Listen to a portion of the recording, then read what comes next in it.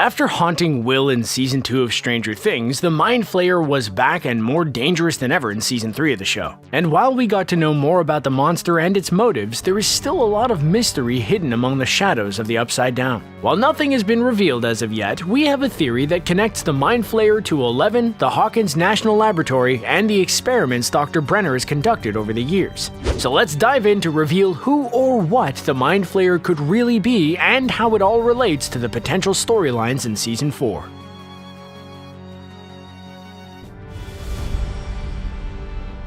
After the huge reveal of number 8 in Season 2, 11 didn't meet up with any other numbers in Season 3 of Stranger Things, kind of leaving her history of the Hawkins lab up in the air. But what if that whole time she did actually encounter another number? What if the Mind Flayer is actually number 1? Now hear us out as we break things down, speculate a little bit, and discuss the personal vendetta the Mind Flayer seems to have against 11. First of all, let's talk about the number 1 and how this could even be possible. From what we've seen on the show, 11 was kidnapped at birth and raised in the lab simply as a number. She was able to play and interact with number 8 on occasion, but was mostly solitary and left alone so her papa, Dr. Brenner, could have a psychological hold over her. One of the flashbacks with 11's mother revealed a young girl playing in the rainbow room with number 8. Number 8 was clearly older than 11, meaning that these numbers were not collected at the same time, but rather sequentially one after another, probably through the years as Dr. Brenner conducted various experiments. So you would have to assume that number 1 was probably in their 30s or 40s by the time 11 arrived on the scene.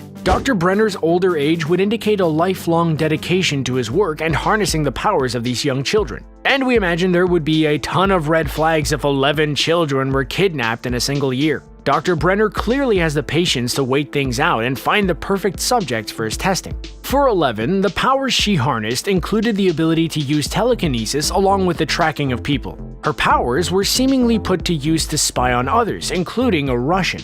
With the proper equipment and gear set in place, these powers seemed like the norm for Dr. Brenner as he barely blinked an eye when 11 destroyed a soda can and had blood drip from her nose. Knowing 11's powers and the reality-altering powers of number 8, we have to wonder if number 1 had similar abilities, or abilities so strong that they ended up creating the alternate dimension known as the Upside Down. Maybe the Mind Flayer wasn't formed in the Upside Down, but number 1 created this dimension and has been trapped there for several years. Part of 11's experiments shown back in Season 1 of the show focus on her going into a suspended tank and finding a way to travel great distances. This is where she first runs into the Demogorgon. And after making contact with the monster, Dr. Brenner is intrigued enough to have her go back and make contact again. It's through this experience where the gate to the Upside Down is initially opened and the Demogorgon gains access to the real world. Dr. Brenner's intrigue with exploring this monster and the Upside Down may directly correlate with his experiments on number 1. Clearly, the Mind Flayer has incredible powers. It's able to control the minds of others, manifest itself into multiple bodies, and show extreme intelligence. With the psychological powers seemingly greater than 11's, it only makes sense that the Mind Flayer is actually number 1 from Hawkins' lab. So years before 11 was even born, number 1 may have been going through a plethora of experiments, testing the mind powers and pushing the person to their limits. In an event similar to 11 opening the gate to the Upside Down, maybe number 1 created the dimension and found a way inside without leaving a gate opening behind. This world could have been created with the monsters already in it, or are all creations of the Mind Flayer using humans or different types of abilities. From what we've seen so far, the Mind Flayer has been nothing more than a shadow monster with a massive size and seemingly monstrous proportions. But we've never had quite a clear view of the monster without shadows, clouds, and dust blocking the vision. Much like how number 8 can warp and change reality, the Mind Flayer may have changed its appearance and adapted to the dimension it lives in. Or maybe the monster has adapted to the world around it, building the Upside Down based off the real world and changing their appearance to live and thrive among other monsters. And adaptation is key for the Mind Flayer.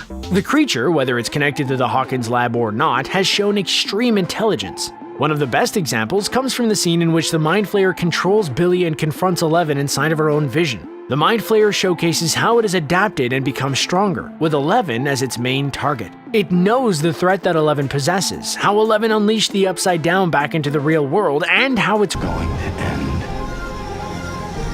everyone. While we don't get too deep into the motive of the actions, the plan showcases a lot of anger and resentment towards 11 and people in general. After failing in Season 2, the creature knows it must go bigger and stronger, with a focus on Billy and various citizens of Hawkins. The monster is not a mindless creature attacking anyone in its way. There are specific plans and intelligent actions the monster has taken. We've heard it talk and understand the psychology runs much deeper than we thought. With a clear focus on mind powers and abilities, the Mind Flayer has more in common with both 11 and 8 than we even realized. The creature checks several boxes associated with all the research we know Dr. Brenner has done. Connections to Hawkins' lab and the possibility of the Mind Flayer being number 1 goes all the way back to Season 1 of the show. In one of the final moments, we witness Will puking up a slug-like creature in the bathroom sink. And then in Season 2, we see the Mind Flayer use that connection to manipulate others, control Will's mind, and use him as a pawn.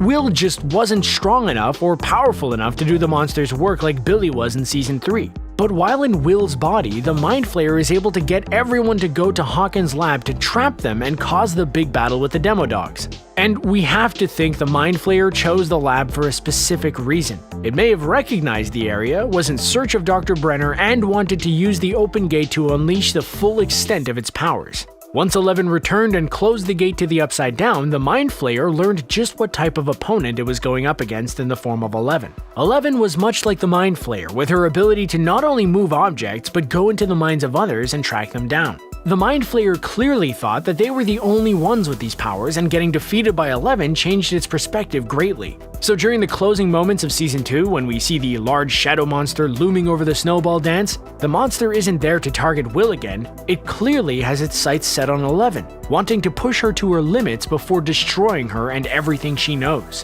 Whenever the monster was able to enter the other dimension or possibly create it is unknown, but they clearly knew no other numbers existed. Not until 11 made her first contact with the Demogorgon and connected both realities again. And Dr. Brenner knew the dangers that were unleashed while contacting the Upside Down, but his pure motive of contacting number 1 again and bringing the experiment back home makes a lot more sense if the Mind Flayer was actually his very own test subject. The whole connection to 11 and number 1 only makes sense as well. It helps make the story run full circle. The show began with 11 escaping Hawkins' lab, opening the gate and releasing the Mind Flayer. Ending with this arc and a huge reveal could connect everything and tie up the pieces with Dr. Brenner and Hawkins' lab. All this time, we've been building it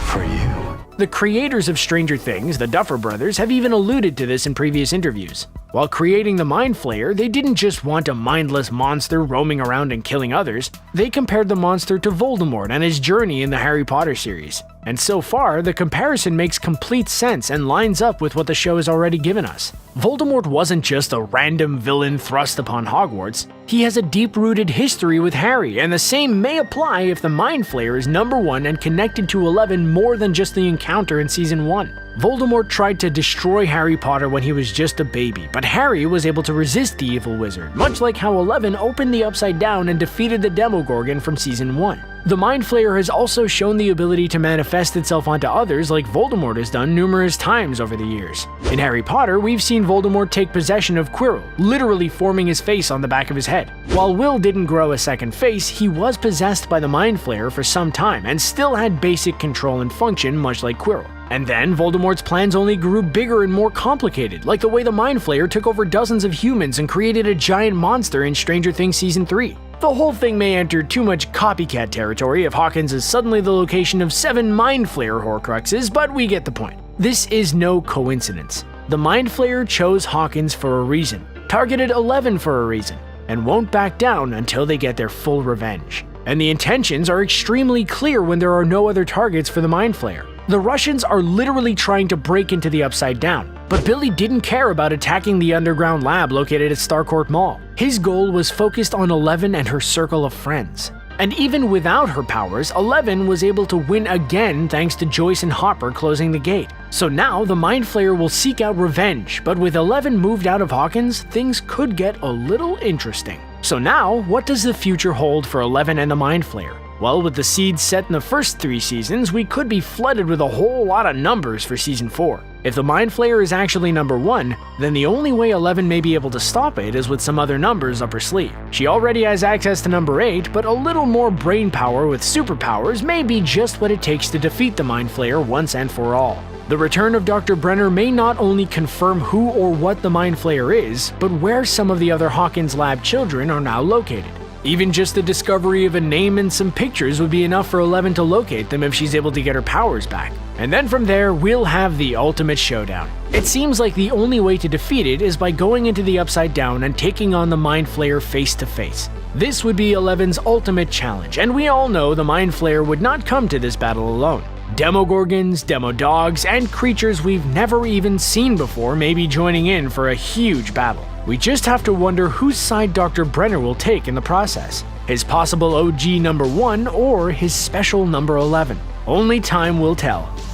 Thanks for watching. So what do you think about the Mind Flayer? Could they be number 1? Or do you think that they're just some type of monster who was manifested in the Upside Down? Would you want 11 to team up with some other numbers to defeat the monster? Let us know in the comments, and don't forget to subscribe to Screen Rant for more great content.